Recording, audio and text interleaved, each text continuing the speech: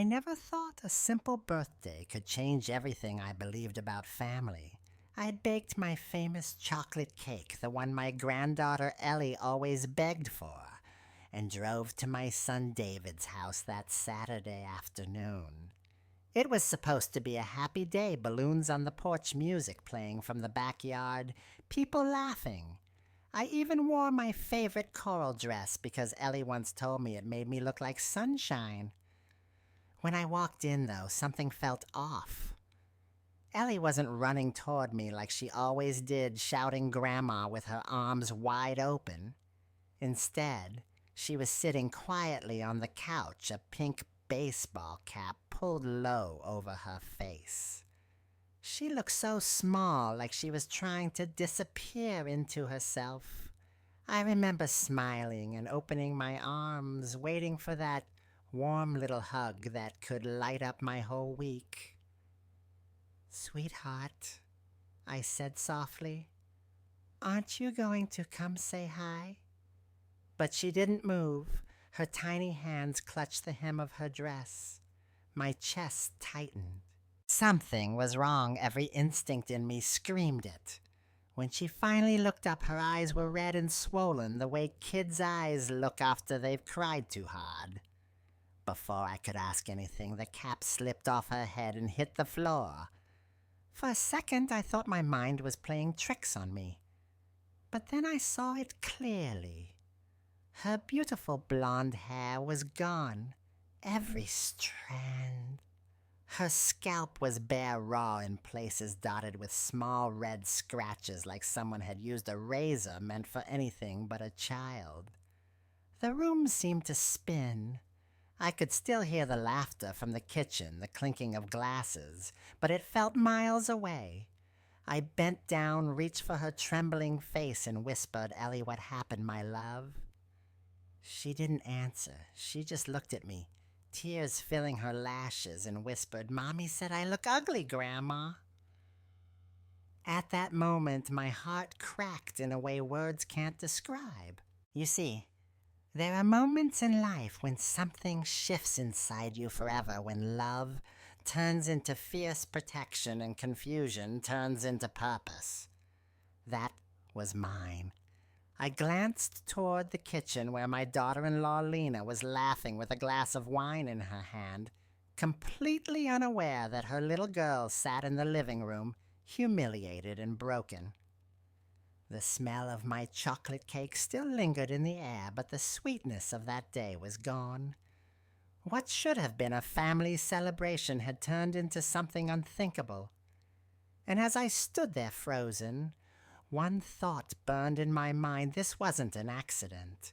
Something very, very wrong had happened, and I was going to find out exactly what it was. I wish I could say Lena looked guilty when she saw my face, but she didn't. She just stood there in the kitchen holding a glass of red wine, like it was any other Saturday afternoon. Her lipstick was perfect, her hair done her smile effortless. "Oh, Margaret," she said, chuckling softly, "did you see Ellie's new look? Isn't it cute? It's just hair. She'll be fine." Her words hung in the air like smoke from a burnt candle. Just hair.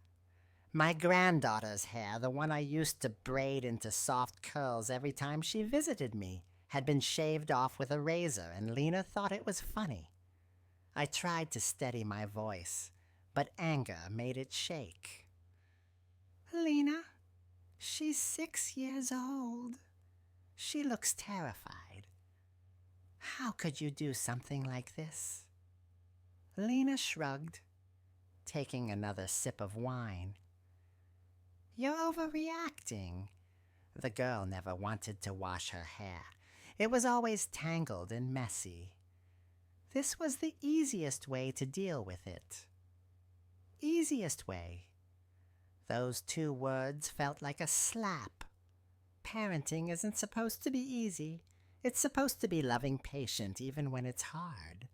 I glanced at Ellie, who was standing behind me, hiding like a bird that's been wounded one too many times. My son David finally turned from the grill. setting down his beer with an annoyed sigh. Mom, please, don't make a scene. It's just hair. You're blowing this out of proportion. I looked at him, my own child, the boy I had raised to be kind, and I barely recognized him. How could he not see what was happening? How could he look at his little girl's shaved head, her trembling hands, and say it was nothing? Maybe that's how abuse often hides in plain sight, disguised as discipline, brushed off as not a big deal. People convince themselves it's harmless, and the silence grows louder with every excuse. I wanted to scream to shake them both and make them see what they were doing. But instead I stood still, feeling my heart pound in my ears. I knew if I shouted now they'd call me dramatic, old, overly emotional. So I bit my tongue and looked at Ellie instead. She met my eyes for only a second, then looked down again. That single glance told me everything: fear, shame, confusion, the desperate hope that someone would finally protect her. Lena kept laughing, calling it a modern haircut, like she'd done Ellie a favor. The sound of it, sharp and careless, cut through me more than any words could. In that moment, I realized this wasn't about hair at all. It was about control, about power, about a child being humiliated to the point she believed she was ugly. I placed a gentle hand on Ellie's shoulder. She flinched at first, then leaned into my side, her small fingers gripping my dress. Her body was shaking, but her grip was steady. It felt like she was holding on for safety, and maybe she was. I whispered to her quietly, "Grandma's here, sweetheart." Across the room, Lena laughed again, swirling her wine, as if she hadn't just broken something sacred. "And David?" He looked away. That was the moment I knew this family wasn't the same anymore. Something inside it had cracked, and it was going to take more than an apology or time to fix. I couldn't stand watching Ellie shrink into herself any longer. Her eyes darted toward her mother every time Lena laughed, like a small animal waiting for the next strike. My heart was breaking. I reached for her hand and whispered, "Come with me, sweetheart." She followed without a word. I led her to the bathroom, the only quiet place in that noisy house. Once we stepped inside, I locked the door behind us. The sound of the latch clicking made her flinch, and that alone told me more than I was ready to hear. The room smelled faintly of soap and hairspray. I knelt beside her, ignoring the ache in my knees, and tried to meet her eyes. "Ellie," I said gently, "you can tell Grandma anything. I just need to know what happened." She hesitated, her tiny fingers picking at the edge of her shirt. Then the words tumbled out, broken and shaky, like a confession she had been holding inside for days. "Mommy was mad. She said my hair was dirty. She said I'm a bad girl." I frowned. "But I saw you just a few days ago, remember? We washed your hair together. It was clean." Her lip quivered. "She got Daddy's shaving machine," she whispered. "She said if I cried it would hurt more. So I tried not to cry." The image hit me like a punch. That cold, buzzing sound of a razor meant for a man's beard scraping across a child's scalp. My stomach turned. I asked softly, "Did Daddy see?" Ellie nodded, her eyes filling with tears. "He was watching TV. I yelled for him, but he didn't come." For a moment, I couldn't breathe. My own son, sitting just a few feet away, had heard his daughter crying for help and done nothing. That silence, that absence of action, was its own kind of cruelty. I gathered Ellie into my arms. She was trembling, her heartbeat fluttering like a trapped bird against my chest. "It's over now, my love," I whispered. "You're safe with Grandma." But inside, I was anything but calm. Every fiber of me screamed that this wasn't just a bad parenting moment. It was abuse, plain and simple. The worst kind, the kind wrapped in denial, the kind that hides behind excuses like discipline or tough love. So many children grow up believing they deserve the pain because no one tells them otherwise. And too many adults stay silent, afraid to interfere. But that silence costs lives, spirits, and childhoods that can't be rebuilt. I looked down at Ellie's small shaved head resting on my shoulder. This wasn't a story about hair anymore. It was about dignity, about a little girl being stripped of her innocence and self-worth. I wiped her tears and tried to smile. "You are the bravest girl I know," I said. "And I promise you, Grandma is not going to let anyone hurt you again." She nodded slowly, her eyes glassy but trusting. In that moment, something shifted in both of us. Ellie stopped crying, and I stopped doubting what I had to do next. That was the first time she told me the truth. And it was also the first time I realized the enemy wasn't just Lena's cruelty, it was David's silence. The silence of every parent who looks the other way. I unlocked the bathroom door and took Ellie's hand. I didn't yet know how I was going to protect her, but I knew I would, even if it meant standing against my own son. I walked out of that bathroom with my heart pounding so hard I could hear it echo in my ears. Ellie clung to my hand like it was the only safe thing left in the world. I knew I couldn't stay silent any longer. Too many people had already looked the other way.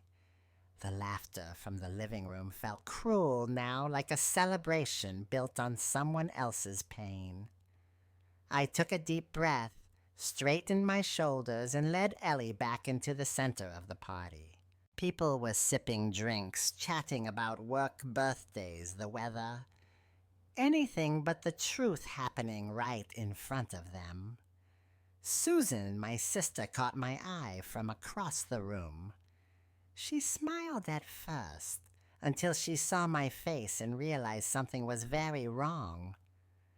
I guided Ellie closer, my hand trembling as I reached for her hat.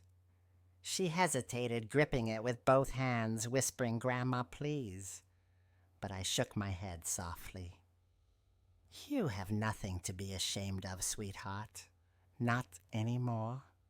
I gently lifted the pink cap from her head. The room fell silent. It was as if someone had turned off all the noise. Conversations froze mid-sentence. Glasses stopped halfway to lips. My beautiful granddaughter stood there with her head completely shaved, small red cuts scattered across her scalp. She looked down, trying to hide, but there was nowhere to go. Susan gasped, covering her mouth. "Oh my God, Margaret? What happened to her?" Before I could answer, Lena's voice cut through the silence. Calm, cold, dismissive. "I already told everyone," she said, swirling the wine in her glass. "It's discipline. The kid refuses to wash her hair. I had to teach her a lesson." A few guests exchanged nervous looks. Some avoided my eyes entirely. That's the thing about family gatherings. People would rather pretend everything's fine than face something ugly. They'll tell themselves it's not their business, that the child is probably exaggerating, that parents know best. It's easier to stay quiet than to get involved. But Susan didn't stay quiet. "Discipline," she said, her voice shaking. "She's 6, Lena. You could have taken her to a salon. You didn't have to humiliate her." Lena smirked, the kind of smirk that makes your blood run cold. "You're all being dramatic. It's just hair. She'll get over it." That phrase again, just hair. As if shaving a child bald in anger was harmless. As if the tears didn't matter. As if cruelty could be disguised as care. I stepped forward, my hands trembling. "This isn't about hair," I said quietly but firmly. "It's about respect. It's about the fear you've put into her. Look at her, Lena. She's terrified of you." Lena rolled her eyes, completely unbothered. "Oh, please. She's being overdramatic, just like her grandmother."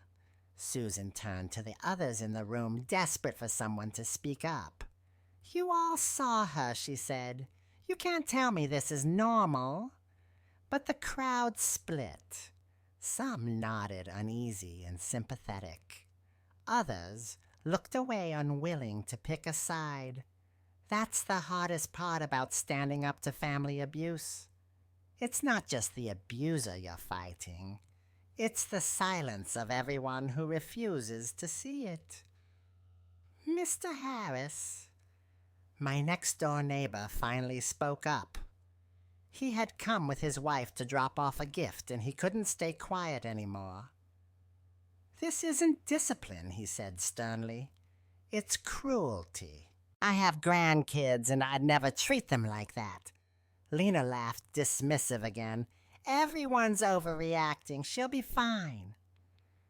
I looked at Ellie, who was shaking so badly that her little shoulders quivered. She reached for my hand, gripping it tight. Her eyes begged me to end this, to take her away, to make it stop. That was the moment I realized I wasn't just a grandmother anymore. I was her only protector. And while the others might have chosen to stay comfortable, I couldn't. Sometimes the most dangerous weapon isn't a fist or a razor. It's the coldness of a mother's laugh when her child is crying. It's the moment when love turns into humiliation and everyone calls it discipline. I knelt down, wrapped my arm around Ellie, and whispered, "It's okay, my love. Grandma's here now." And in that crowded room full of people pretending not to see, I made myself a silent promise. This would be the last time anyone ever hurt her without facing me first. The silence in that living room felt heavier than anything I'd ever known. Even the air seemed to stop moving. Ellie was standing so close to me that I could feel her trembling. My sister Susan still looked stunned, and Mr. Harris stared at the floor as if he couldn't believe what he'd just witnessed. I took a slow breath and knelt beside Ellie again. My voice came out soft, careful, the way you talk to a wounded bird. "Sweetheart," I said when your mom shaved your hair, "what did she say to you?" Ellie's lips quivered. She hesitated for a long moment, her small fingers twisting the hem of her dress. I almost told her she didn't have to answer. But then she lifted her head and whispered, "She said I'm ugly." Her voice cracked, barely audible. "And if I tell anyone, she'll cut off my eyelashes too." The words hit like a knife. For a second, I thought I hadn't heard her right. Cut off her eyelashes. What kind of mother says that to her child? No one in the room moved.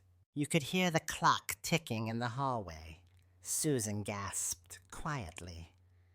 Mr. Harris put down his cup of coffee with a trembling hand.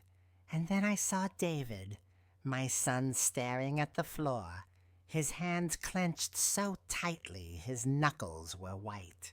His face was pale, his jaw stiff. I could see the battle in him, that tug of war between love and shame, between the husband who wants peace and the father who's just realized he failed to protect his own child. Ellie's small voice broke the silence again. She said people would laugh at me if I looked like this, she said. That I need to learn to behave or she'll make me uglier. That sentence, I don't think I'll ever forget it. Children should never connect their worth to fear or punishment. But Ellie had already learned to measure love in threats. I stood up slowly, my knees weak, but my voice steady. Enough, I said. This isn't discipline. This is humiliation. Lena rolled her eyes, still pretending she had everything under control. You're being dramatic again, Margaret. Kids exaggerate. She's fine. But no one laughed this time.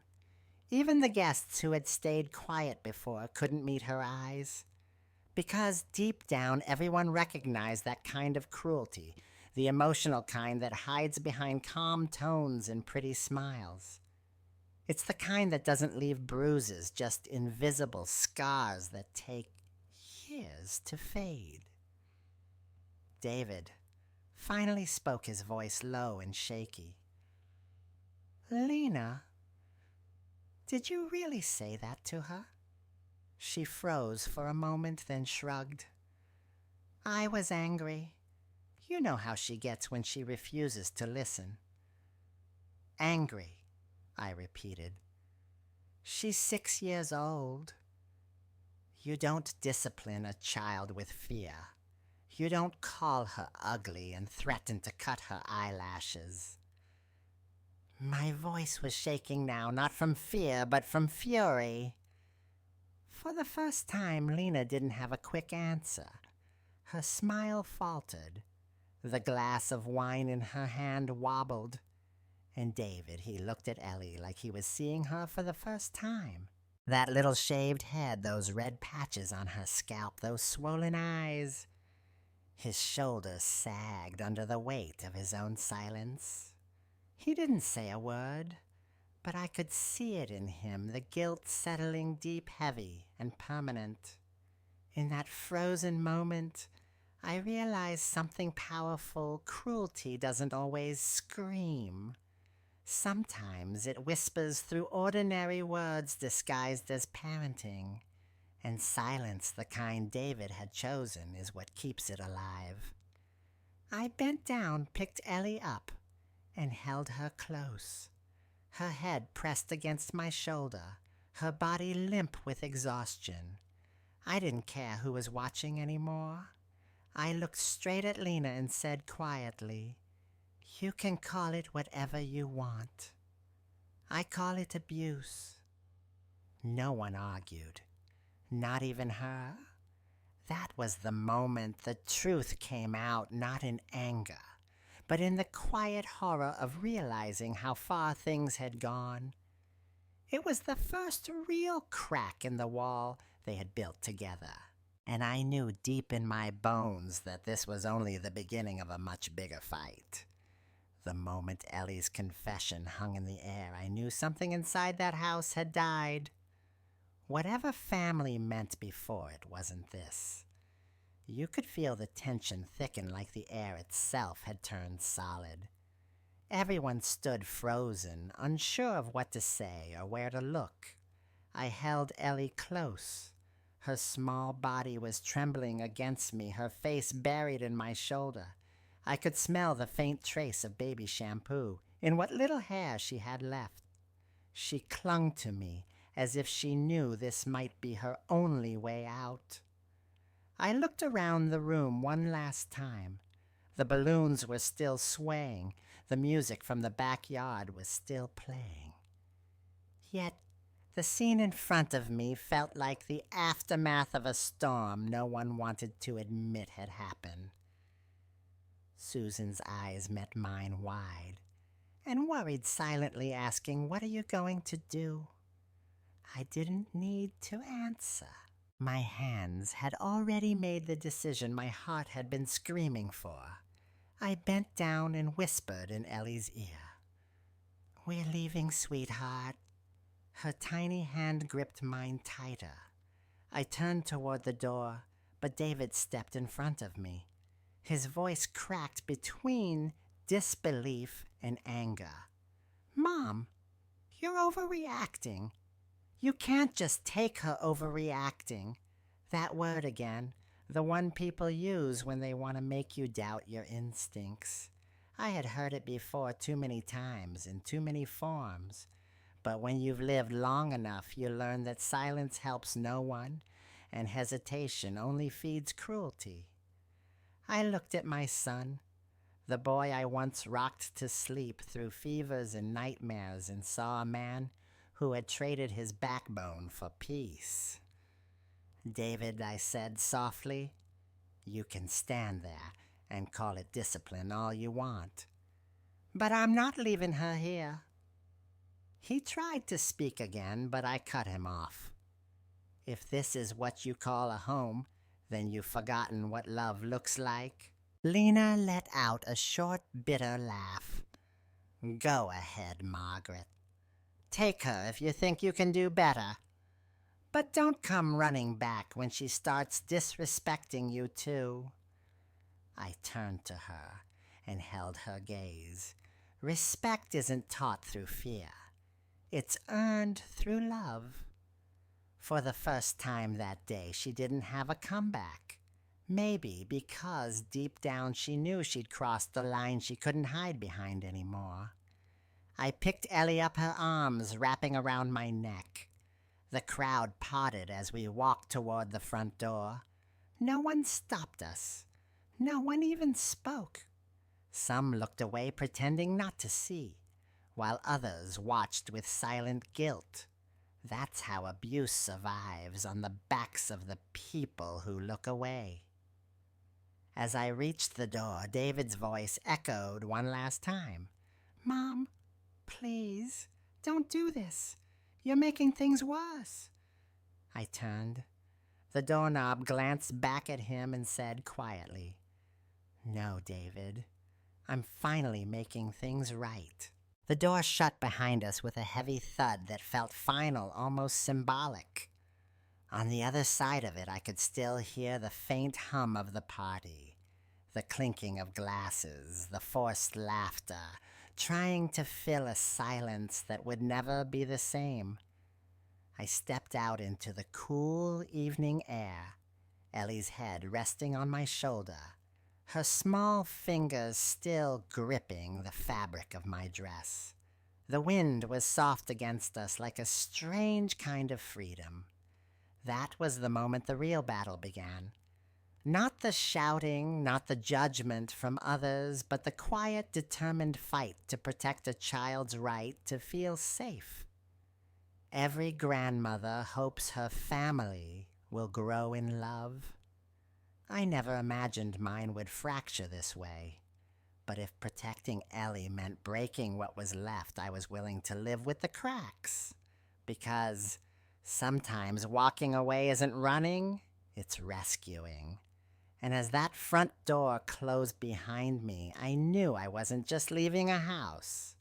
I was walking out of denial and into truth. That night, the house was quiet in the kind of way that feels heavy, not peaceful.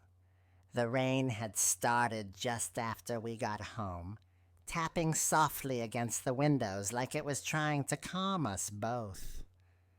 I made Ellie some warm milk, tucked her into the guest bed, and sat beside her, brushing my hand over her head as gently as I could.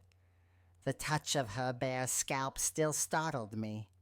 It felt wrong that someone so young should carry scars like that, visible ones, and the kind you couldn't see. For a while she stared at the ceiling, wide awake, her little hands gripping the blanket tight. I told her she was safe now, that no one would hurt her here. She nodded, but she didn't believe it yet. Kids can tell when safety is still being rebuilt. When she finally fell asleep, it wasn't the deep kind of rest a child should have. She tossed and turned, murmuring words I couldn't make out until one came clear. her voice sharp, filled with panic. "Don't cut my eyelashes, Mommy." I froze. The words hit me like a physical blow. I wanted to wake her, to pull her out of the nightmare, but I knew she needed to release it. So I stayed there, my hand on her shoulder, whispering softly, "You're safe, sweetheart. Grandma's here." After she settled, I went to the kitchen and sat in the dim light with my phone. I took pictures of the cuts on her scalp earlier that evening, the faint red lines left behind. I had recorded her story too, her small, trembling voice explaining what happened. It felt wrong to treat her pain like evidence, but I knew what people would say later. Maybe it wasn't that bad, they'd claim. Maybe the mother didn't mean it. I couldn't let anyone erase the truth. When I came back to her room, she was awake again, crying silently. I sat down, pulled her close, and rocked her just like I used to do with David when he was small. Her body relaxed slowly, but the tears kept coming. She whispered something against my chest. "Grandma, can I stay with you forever?" That question broke me. There's a kind of pain that doesn't shout. It just lingers in the back of your throat and makes breathing hurt. I wanted to promise her yes forever, but I knew life was more complicated than that. Courts, rules, and paperwork didn't understand the kind of love that keeps you awake at night listening for a child's breathing. So I held her tighter and said, "You can stay here as long as you need to. No one is going to hurt you again. I promise." She nodded, her eyes closing as she drifted back to sleep. This time her breathing evened out, soft and steady. I stayed there for a long time watching her. The lamp beside the bed cast a warm circle of light around us like a shield. I realized then that something inside me had changed. I wasn't just her grandmother anymore. I was her protector, the one person standing between her and the world that had already shown her how cruel it could be. People think strength looks loud and brave, but sometimes it's quiet. It's the decision to stay awake when you're bone tired, to keep watch when someone else finally sleeps. It's the moment you choose to become the wall between innocence and harm. That night, as the rain continued to fall outside, I made myself a promise. I didn't know how yet, but I would make sure Ellie never had to beg for safety again. She wouldn't need to ask to stay forever, because from now on, she'd always have a home here. By morning, the rain had stopped, but the storm hadn't. It had only moved inside the walls of my house. I barely slept that night. Every time I closed my eyes, I saw Ellie's face, her shaved head against the pillow, her lips trembling as she whispered, "Don't cut my eyelashes." When the sun finally rose, I went into the kitchen, made coffee, and stared out the window at the quiet street. It should have been peaceful, but my mind was racing. I knew this wasn't over. People like Lena don't let go of control easily. And David, my son, hadn't learned yet what it means to stand up when it matters most. Right on cue. The phone rang. The sound sliced through the silence. I didn't need to look at the caller ID. I already knew who it was. I took a deep breath before answering. From David's voice was sharp, impatient, the kind he used when he was trying to sound in charge. "You need to bring Ellie back. Right now." I stared at the steam curling up from my coffee mug. "No, David. Not until things are safe." "You can't just take her." His tone cracked between anger and panic. "She's my daughter. Lena's furious and she's ready to call the police. it was, the threat I had been expecting. I felt the old familiar ache of disappointment rise in my chest. He still didn't understand that this wasn't about pride or power. It was about a little girl's right to feel safe in her own home. So I said it slowly and clearly. Tell Lena to go ahead. There was silence on the other end. He wasn't expecting that. I have photos, I continued, my voice steady. I have witnesses. And most importantly, I have the truth. So, if she wants to call the police, I'll be ready to tell them everything she did to her daughter. He didn't speak for a while. When he finally did, his voice was lower. Mom, you're making this worse. I sighed. David, I didn't make this worse. I'm trying to make it right. You and Lena crossed the line, and if you can't see that maybe a judge will... There was another pause, heavier this time. I could hear Lena's voice in the background, angry, fast, accusing.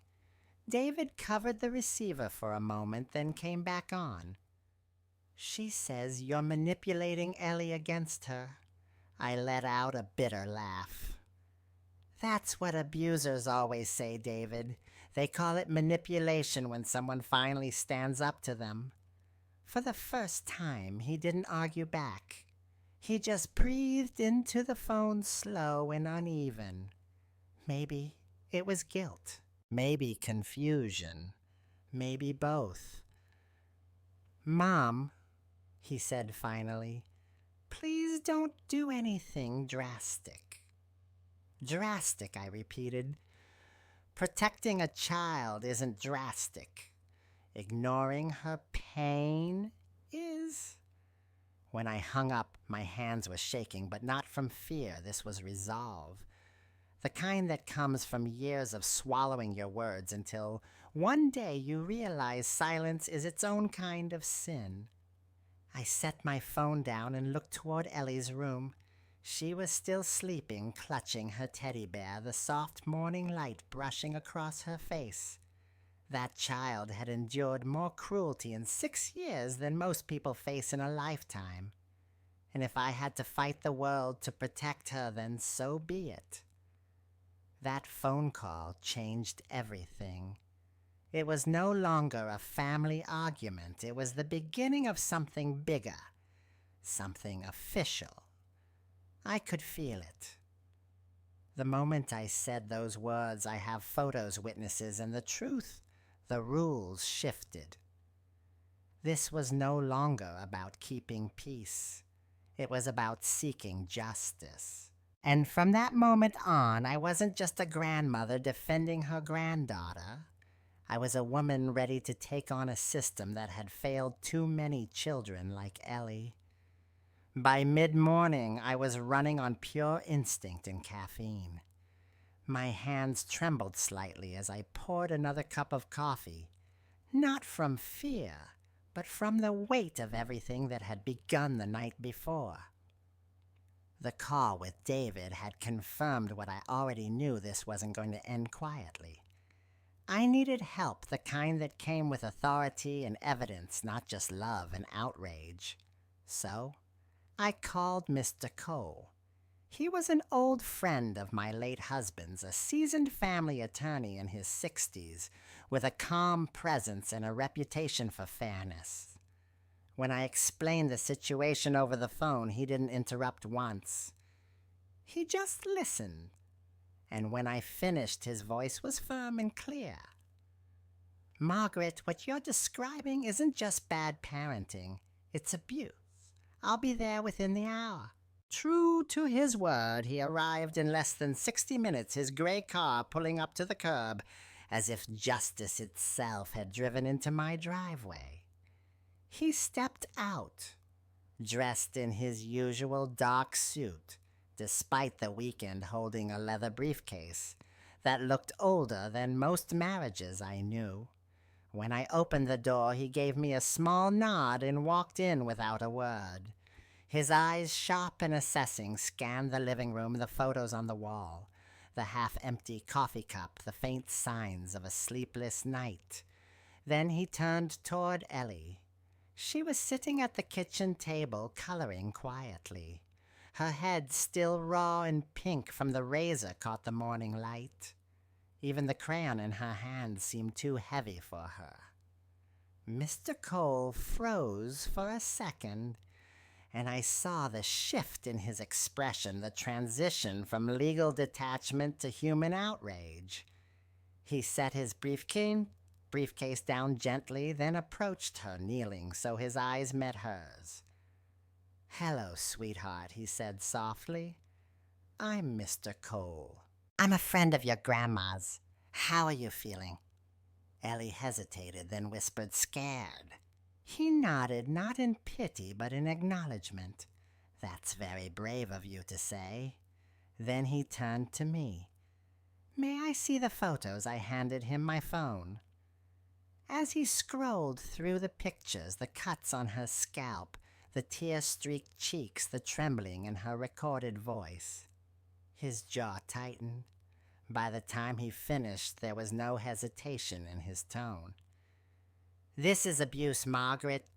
Psychological and physical. And it's not minor." He asked me to recount everything, what Ellie had said, what I'd witnessed at the party, the threats Lena had made.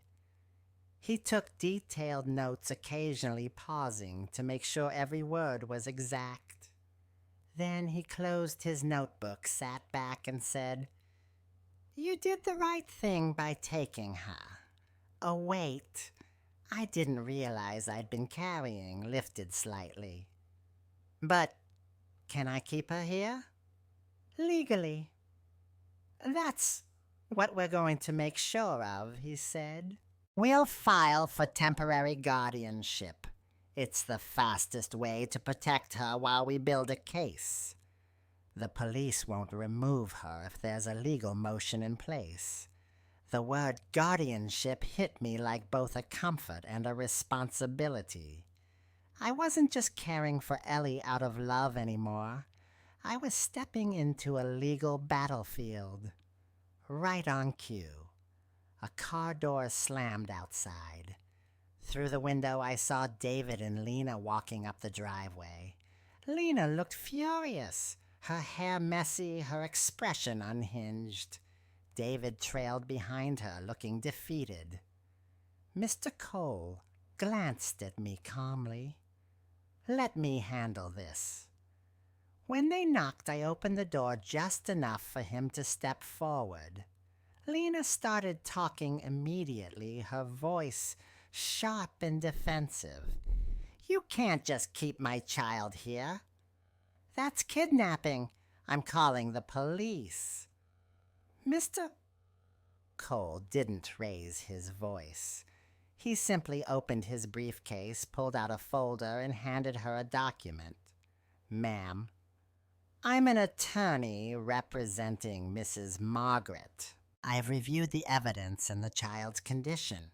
If you call the police, they'll find the same thing I did, clear signs of abuse. And they'll call Child Protective Services." "Are you sure you want that on record?" Lena faltered. Her eyes darted between him and me. For once, she was speechless. David looked at his shoes. "Mr. Cole, is there really no other way?" "There's always a way," he replied evenly, "but it starts with accountability. Until then, this child stays where she feels safe." He turned to me, his voice gentler now. "Margaret, I'll file the paperwork today. From this moment forward, you have temporary custody of Ellie." The words echoed through the room like a lifeline. For the first time in days, I exhaled without fear. As David and Lena retreated to their car, Mr. Cole packed his files and gave me one last piece of advice. "This isn't over, Margaret, but now the law is on your side, and that changes everything." When the door closed behind him, I looked at Ellie, still coloring, still small, still innocent, and I realized something. Justice doesn't always roar in with sirens and flashing lights. Sometimes it arrives in a quiet sedan, wearing an old suit, carrying truth in a briefcase. That morning, the fight became official. And for the first time, it felt like the scales were starting to tip toward the right side. For the first time in what felt like forever, the house was quiet in a way that didn't hurt. The chaos had faded, replaced by a calm that smelled faintly of cinnamon and safety. I wanted Ellie to feel that peace, to rebuild her world one small, gentle moment at a time. So, I started by giving her what every child deserves, a space that was hers. I turned the small office next to my bedroom into her corner of light. I pushed the old desk against the wall, laid out soft rugs in pastel colors, and hung fairy lights around the window. On the shelf, I placed her favorite storybooks in a basket filled with crayons, paints, and stickers. It wasn't fancy, but it felt alive. The kind of place where a child could breathe again. I wanted her to see that her story wasn't just about loss, it was about beginning again. Every morning, we built small rituals. We baked cookies together, mixing flour with laughter. We watered the plants outside, giving them names like Sunny Brave and Hope. At night, we made pancakes in silly shapes just because we could. But Ellie's favorite part came after dinner. That's when I'd take out a small jar of coconut oil and say, "Ready for our hair magic ritual." Her eyes would light up every single time. She'd sit in front of the mirror, her little legs dangling off the chair, and I'd gently rub the oil into her scalp. The motion was slow and careful, like I was rewriting the pain one circle at a time. She'd giggle when the oil made her skin shine. "Grandma, it's like my head is glowing," she'd say, grinning at her reflection. "That's because you're glowing," I'd whisper. "You're healing." It was such a simple act, massaging her head, but it became something bigger. It wasn't just about hair growth anymore. It was about restoring something that had been stolen from her trust. Every night that quiet ritual told her without words, "You're safe now. You're loved." Within a week, I noticed the change. The nightmares came less often. Her laughter, once cautious, started to sound full again.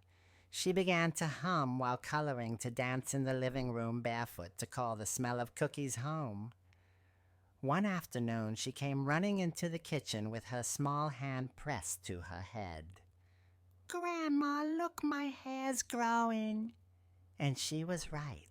A soft golden fuzz was beginning to peek through. It caught the sunlight like a halo. I smiled, fighting back tears. "I told you, sweetheart, the magic's working." That moment reminded me how healing really works. It doesn't happen in hospitals or courtrooms. It starts in kitchens with warm cookies and soft hands, with patience and presence. It grows quietly, just like her hair, invisible at first, but unstoppable once it begins. Every evening, as I watched Ellie sleep, her breathing steady, her lips curved, in the faintest smile, I realized that the girl who had once cried herself to sleep was learning to dream again. And so was I. Because sometimes healing isn't loud or dramatic. It's the small, ordinary kindness repeated over and over until safety becomes a habit and love becomes the only language left.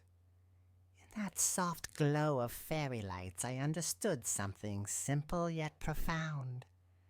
We can't erase pain, but we can outgrow it. And for the first time since that awful party, hope didn't feel fragile anymore. It felt like home. 3 weeks after the night everything broke apart, I took Ellie to meet Dr. Veronica Wells. Mr. Cole had recommended her, saying she specialized in helping children who had lived through trauma. I didn't know what to expect.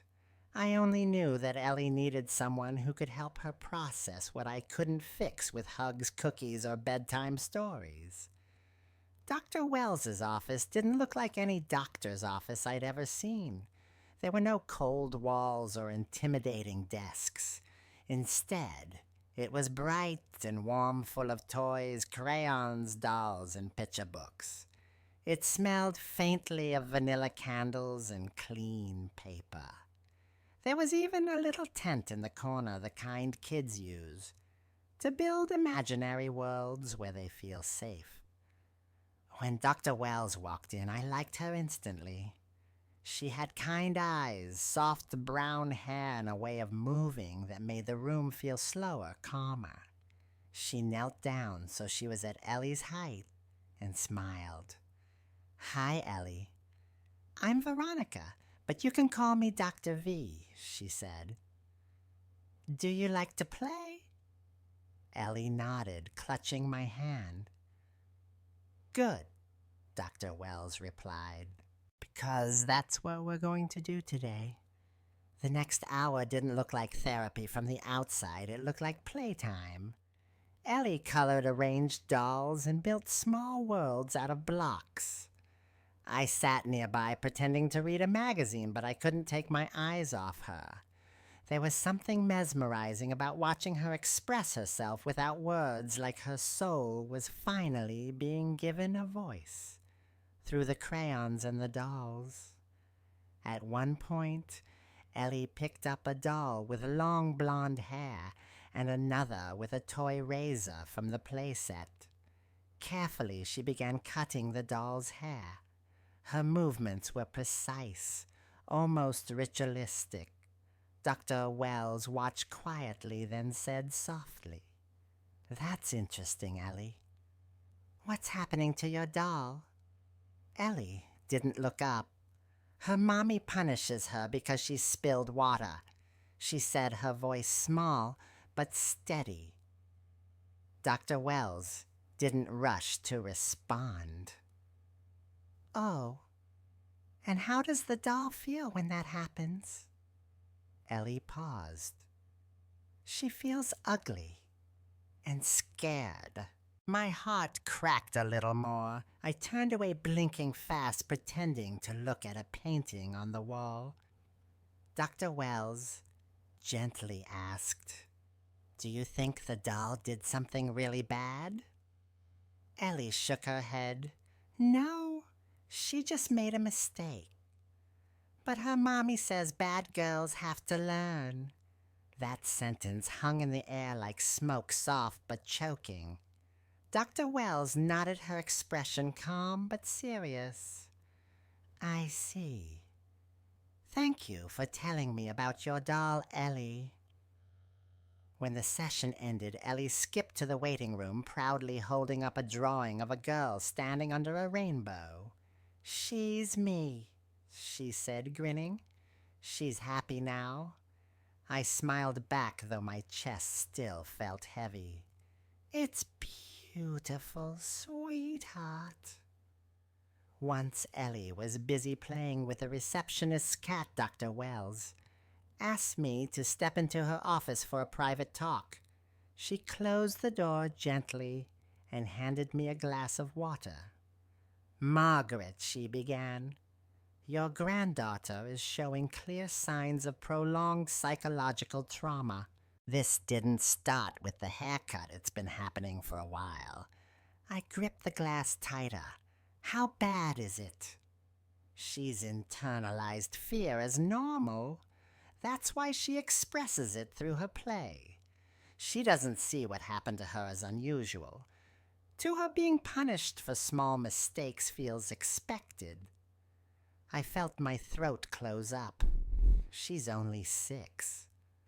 Dr. Wells nodded. "Which means we have a real chance to help her heal, before that fear becomes her foundation. She's resilient, but the damage is deep. She needs consistent therapy in a safe environment, exactly what you've been giving her. Her voice softened. You're doing more than you realize. Every time you comfort her, every time you listen, you're rewiring what safety means for her. Her words steadied me, but they also made me realize the gravity of it all. Healing wasn't going to be quick. It wasn't going to be easy. Before we left, Dr. Wells crouched next to Ellie again. "You were very brave today," she said. "Can I tell you something special?" Ellie nodded. "You know how broken crayons can still color?" Ellie's eyes lit up. "Yes." "Well, you're just like that.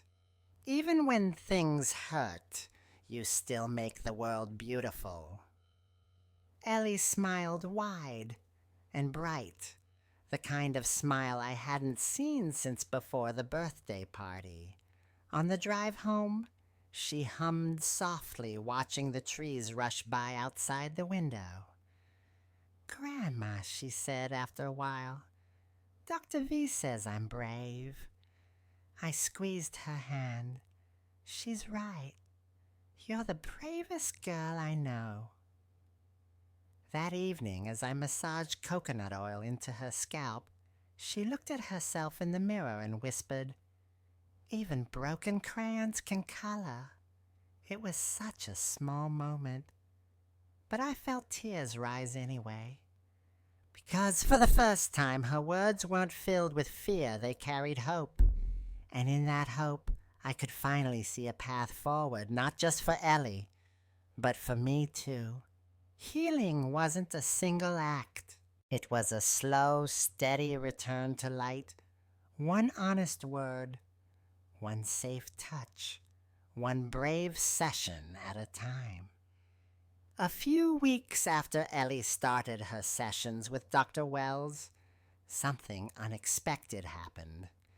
David and Lena agreed to attend therapy too. It wasn't voluntary at first. It was part of the court's temporary custody conditions. But deep down, I hoped it might open a door that anger had long kept locked. Their sessions were held in the same clinic as Ellie's, though, on different days. When I saw them walk in that first morning, sitting apart in the waiting area, I couldn't help but notice how much they had both changed. Lena looked tired in a way that makeup couldn't cover her eyes, dulled by defensiveness and denial. David, on the other hand, looked smaller somehow, like a man finally realizing how little control he'd had over his own home. Dr. Wells met them together for the initial evaluation. Later, she told me that Lena's first instinct was to blame everyone else. She talked about discipline, about respect, about how Ellie had been too sensitive. But when pressed to describe her emotions during those outbursts, she broke down. What emerged wasn't justification, it was a pattern. Unpredictable, explosive, and frightening. After several sessions and tests, Dr. Wells called me in privately to share her findings. "Okay, she said carefully, Lena has intermittent explosive disorder. It's a condition where emotional control fractures without warning. When she feels provoked even slightly, her mind reacts as if she's under threat." I didn't excuse what Lena had done. A diagnosis doesn't erase the damage. But it explained the storm Ellie had been living inside a house where love could turn violent without reason. Dr. Wells continued. "The good news is that it can be treated. Therapy and medication can help her manage the triggers, but she needs to want it. Healing won't come through guilt alone. It requires accountability." That was when David entered the picture in a way he hadn't before. For the first time, he stopped trying to fix things and started to listen. During his own sessions, he spoke about growing up in a home where silence was a survival skill. His father worked long hours. His mother, my younger self, had learned to avoid conflict to keep peace. At one session, Dr. Wells asked him a question that would echo through his life. When your daughter cried for help, what stopped you from responding? He paused for a long time before answering. Then, in a voice barely above a whisper, he said, Because I thought silence meant control. I thought keeping peace was love. He took a deep breath and continued, I chose peace over my daughter's pain. And now I see that silence was the worst kind of violence. When Dr. Wells told me that later, I cried not because I pitied him, but because it was the first real sign of awakening. The son who once hid behind excuses was finally seeing himself in the mirror of his child's suffering. In therapy, they began to unravel the layers: Lena's volatility, David's passivity, the emotional blueprint that shaped both of them. It wasn't about blame anymore. It was about understanding the anatomy of their choices. Dr. Wells told them something that stayed with me. Parenting isn't about being perfect. It's about owning your imperfections before they own your children. Lena didn't cry easily, but one afternoon she did. Not for sympathy, but from exhaustion. She said quietly, I didn't mean to become my worst moments. It wasn't forgiveness, but it was a beginning. For the first time, I saw the two of them sitting together after a session, not as husband and wife, not as parents in crisis, but as two broken people trying to rebuild something fragile. They didn't hold hands, but they didn't look away either. Later that night, I sat with Ellie while she colored another rainbow this time, adding 3 stick figures beneath it, me, her dad, and her mom. They're learning to be kind again, she said. I smiled through tears. Yes, sweetheart. Sometimes grown-ups have to learn what kids already know. In those quiet weeks, something shifted. The anger softened into accountability. The guilt turned into growth. And though the road ahead was uncertain, one thing had changed forever. No one in that family could hide behind silence again. Because once truth is spoken aloud, it doesn't disappear. It demands to be lived differently. By early spring, the warmth of the season did little to thaw the tension building in our lives. David and Lena had officially filed a petition to regain custody of Ellie. I had known it was coming the day they'd try to reclaim what they had lost, but knowing didn't make it easier. Every step of the process felt like walking back into the storm I had fought so hard to escape. Mr. Cole, steady as ever, began preparing for the hearing. His office became a war room of truth photos, medical records, witness statements, and Dr. Wells' detailed psychological reports. Every page carried pieces of Ellie's pain, now turned into evidence. It was heartbreaking to see her life reduced to documents and signatures, but this was how justice spoke its language. I met with Mr. Cole every week, sitting across his mahogany desk while he walked me through the plan. We'll rely heavily on Dr. Wells's assessment, he said. Her professional opinion will be crucial. The court trusts her. He was right. Dr. Wells had spent months working with Ellie, helping her find her voice again. In her written report, she didn't soften her words. The child exhibits deep psychological trauma consistent with emotional abuse and fear conditioning. Reunification at this stage would risk regression. Her conclusion was clear. Ellie wasn't ready to go home. She recommended extending my guardianship for another 6 months while both parents continued therapy.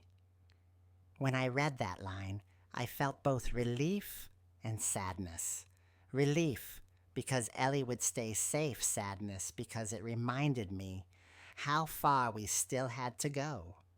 Healing was happening, but slowly, like a wound closing from the inside out. As the court date approached, my anxiety grew. I wasn't afraid of losing the case. I was afraid of losing Ellie's progress. All it would take was one careless decision from a judge who believed in second chances more than safety. On the morning of the hearing, I dressed in my navy blue suit, the same one I'd worn to my husband's funeral years ago. It wasn't about vanity. It was armor. Ellie stayed home with Susan coloring at the kitchen table. Before I left, she hugged me tightly and whispered, "Grandma, will I still live here after the big meeting?" I kissed her forehead. "I'm going to do everything I can to make sure of it."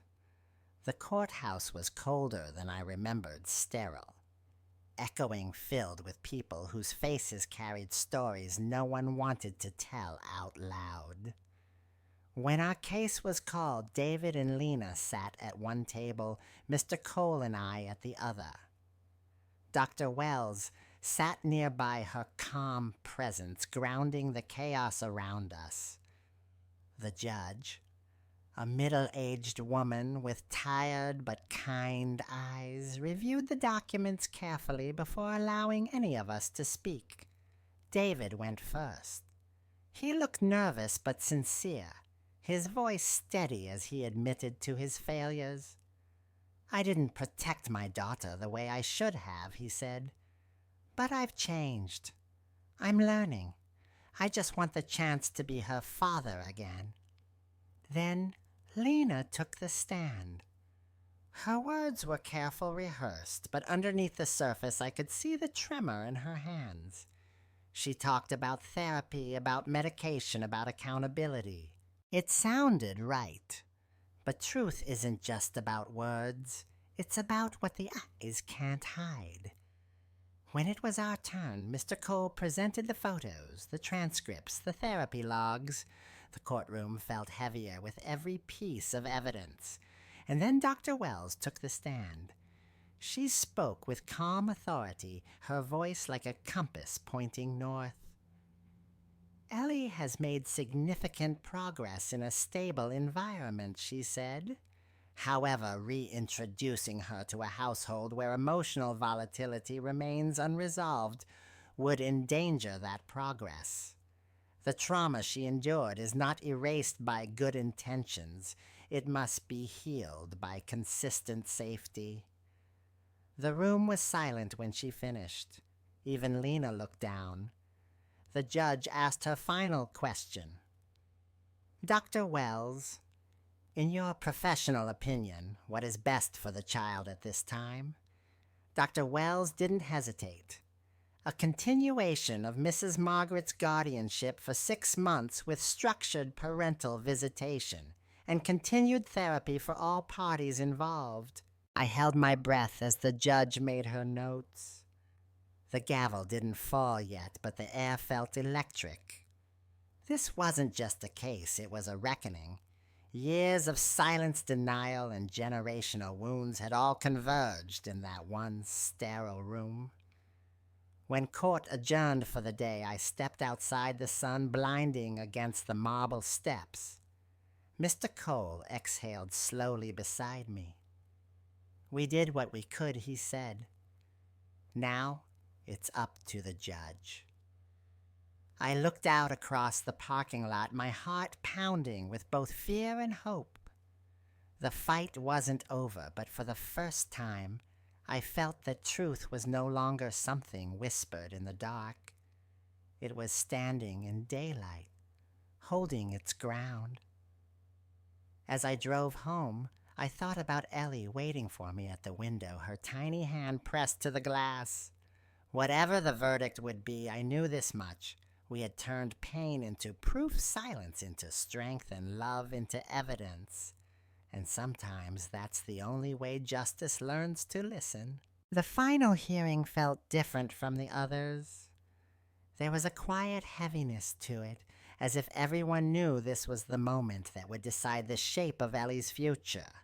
The courtroom lights were soft but unforgiving, revealing every tremor, every tear, every truth that had been buried under months of silence and fear.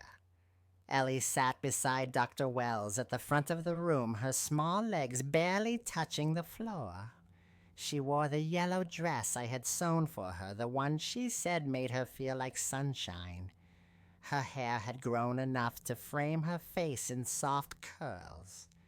She looked calm, but her tiny fingers clutched her drawing pad like a shield. The judge, a composed woman with gentle eyes, leaned forward. "Ellie," she said softly, "you don't have to be afraid. We're all here to help you. Do you know why you're here today?" Ellie nodded. "To talk about where I live." The judge smiled faintly. "That's right. And I'd like to know how you feel. Where do you feel safe?" For a moment, Ellie said nothing. The room was silent except for the ticking of a clock on the far wall. Then she whispered so softly I almost didn't hear it. "I want to stay with Grandma. I'm not scared there." There was a pause, a heartbeat that seemed to stretch forever. The judge nodded slowly. "And why do you feel safe with your grandmother?" Ellie looked down at her lap, her voice trembling but certain. "Because she listens, and she doesn't yell. I can sleep at night there." It wasn't a long speech, but it didn't need to be. In that simple truth, she said everything the evidence had been trying to prove for months. Across the room, David dropped his head into his hands. Lena tried to keep her composure, but tears streamed down her face. For the first time, I didn't see anger in her expression, only devastation and regret. It was as if the sound of Ellie's voice had cracked something open that no report or testimony ever could. Dr. Wells rested her hand on Ellie's shoulder, her eyes glistening. The judge sat quietly for a long time, then turned to the clerk. "We'll take a short recess," she said, her tone heavy but steady. When we returned, the air felt different, less tense, more final. The judge took her seat again and looked at each of us in turn. After reviewing all evidence, testimony, and professional evaluations, she began, "The court has decided that it is in the best interest of the child Ellie to remain under the temporary guardianship of her grandmother, Mrs. Margaret." My breath caught. The words were both a victory and a heartbreak. The judge continued, "The parents, David and Lena, will retain supervised visitation rights contingent upon continued participation in therapy and compliance with treatment recommendations. This arrangement will remain in effect for 6 months, after which the court will reassess progress and determine the next steps." She paused, her gaze softening. "This ruling is not a punishment, but a protection. Healing is still in progress for all of you."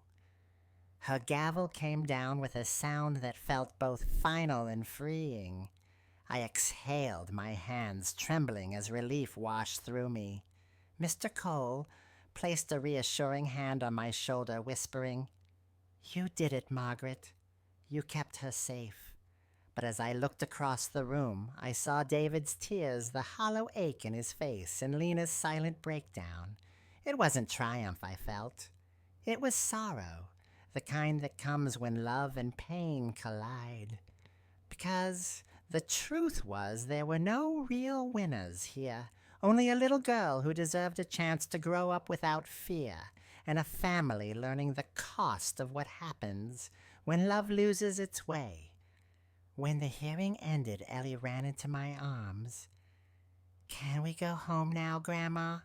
She asked, her eyes wide with hope. I hugged her tightly, breathing in the scent of her shampoo, her warmth, her life. Yes, sweetheart, I said softly. We're going home. As we walked out of the courthouse, the afternoon sun broke through the clouds. Ellie squeezed my hand and smiled up at the sky. Grandma, she said it feels like the sun was waiting for us. I looked down at her, my heart full. Maybe it was, I whispered. Because in that moment, even with all the heartbreak still lingering, I realized something. Sometimes justice doesn't come to punish it. Comes to give love another chance to do things right. And for the first time, it felt like we were finally stepping out of the shadows together. That night, the house was still again, but this time the quiet didn't carry fear, it carried peace. The kind that settles into your bones slowly, reminding you that you finally reached safe ground. The fight was over, at least for now, and the echoes of courtroom words had faded into something softer, something like hope. Ellie was already asleep in her room, wrapped in her favorite blanket, the one with little yellow stars. The moonlight spilled across her face, gentle and forgiving. I stood in the doorway, watching the rise and fall of her small chest, the steady rhythm of a child finally free to rest without dread. Her hair had begun to grow back, a fine layer of golden strands, catching the light. It shimmered fragile yet defiant proof that healing takes its time, but always finds its way. I walked closer and brushed a hand over her forehead.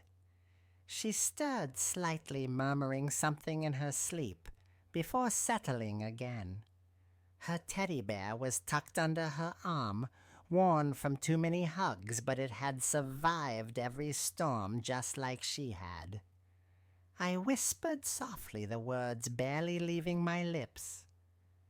As long as I breathe, no one will hurt you again. It wasn't just a promise, it was a vow carved deep into my heart. A grandmother's version of faith, not in miracles, but in persistence. In showing up every day and standing guard and believing that love can rebuild what cruelty tries to destroy. Down the hall, the clock ticked quietly, marking the first hours of a new chapter. The house smelled faintly of lavender oil and freshly baked bread, the small rituals that had slowly become our version of home. There was safety in the ordinary, I'd learned. Safety in the way mornings began with pancakes and laughter, instead of shouting, in the way bedtime stories replaced apologies that came too late. As I looked at Ellie sleeping peacefully, I thought about everything we had walked through, the fear, the guilt, the long days in court, the therapy sessions where truths were heavier than words. And yet, somehow we were still here. Still standing, still believing that life could be kind again. David and Lena were still in therapy. It would take time for them to truly change, but at least they were trying. Maybe one day when Ellie was ready, forgiveness could find its place, not as an obligation, but as freedom. Until then, she had me, and that was enough. Outside, the wind whispered through the trees. The world felt bigger than before, not in a frightening way, but in a way that promised more tomorrows than yesterdays. I opened the window just a crack to let the cool air in. I sat beside Ellie's bed, listening to the night sounds, the hum of crickets, the soft rustle of leaves, the distant bark of a dog somewhere down the road. All ordinary noises, all proof that life was continuing. And for the first time in a long time, I didn't feel the need to keep watching the door. I leaned back in the chair and closed my eyes for a moment, feeling the peace settle into me too. Healing had come quietly, not as a grand victory, but as a collection of small, steady moments that built themselves into something whole. Ellie shifted in her sleep and sighed, her hand loosening around the bear. I smiled, whispering one last thought into the dark. You're safe now, my love. You're home. Outside, the stars blinked softly through the window. Tomorrow would come and it might bring new challenges, but it would also bring laughter, growth, and light. Because love, when it's fierce enough, doesn't just protect, it heals. And as long as I had breath in my lungs and faith in my heart, that little girl would never have to face the darkness alone again.